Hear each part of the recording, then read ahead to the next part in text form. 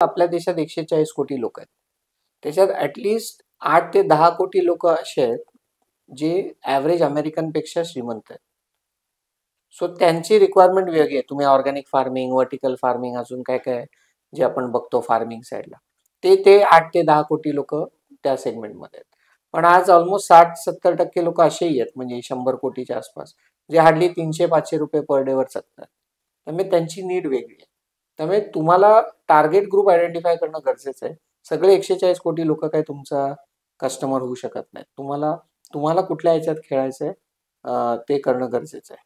दुसरं आहे की जे माझं अजून एक खूप आवडतं उदाहरण आहे की आपण जे काही कन्झ्युम करतोय ॲग्रिकल्चर अँड फूड भारतात, ते ऑन अन ॲव्हरेज US डॉलरमध्ये अराउंड $500 बिलियन आहे.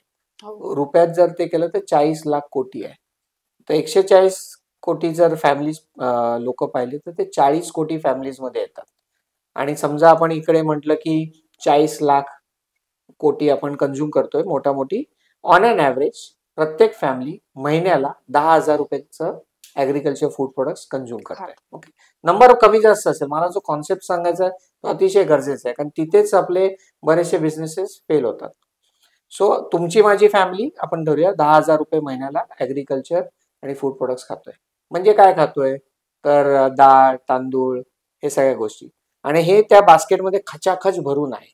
आणि आपला ऑफकोर्स ऑडियन्स मुंबई बाहेरचा पण असणार आहे, पण मुंबईच्या लोकांना अप्रिशिएट होईल की हे त्या लोकल ट्रेन सारखं आहे की ती खचाखच भरून आलेली आहे आणि तुम्ही त्या स्टेशनला उभा आहे ज्याच्यात तुम्हाला आत शिरायचं. त्यामुळे तुम्ही काय विचार करताय की काहीही करून आत शिरायचंय, आणि आत शिरल्यानंतर पुढच्या स्टेशनला तुम्ही काय विचार करताय की काही करून त्या उतरायचं किंवा त्यांना आत येऊन द्यायचं नाही. मला आतच राहायचं, अजून माझं स्टेशन यायचंय, पण त्यांना आत येऊन द्यायचं नाही. राईट. सो सिमिलर कॉन्सेप्ट इथे होतोय की ती बास्केट खचाखच भरलेली आहे. आता तुम्ही कितीही चांगला प्रॉडक्ट बनवला तरी तुमचं एम काय असणार की या बास्केटमध्ये शिरायचं.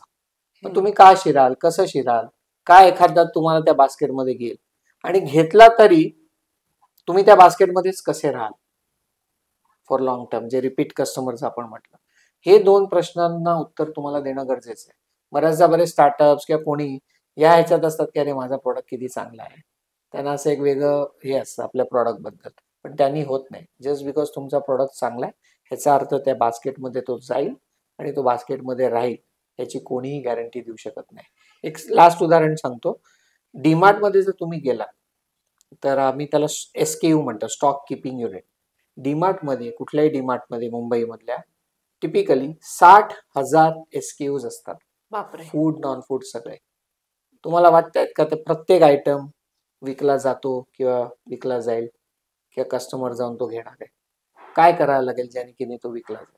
हे काही छोट्या छोट्या गोष्टी या सगळ्या उद्योजकांनी अतिशय बारीकपणे विचार करून त्याच्यावर स्ट्रॅटेजी क्रिएट करूनच मार्केटमध्ये उतरणार. ते करत नाहीत. त्यांना म्हणतात अरे आपण काहीतरी बनवूया आणि ते आपोआप विकलं जाईल. तसं होत नाही.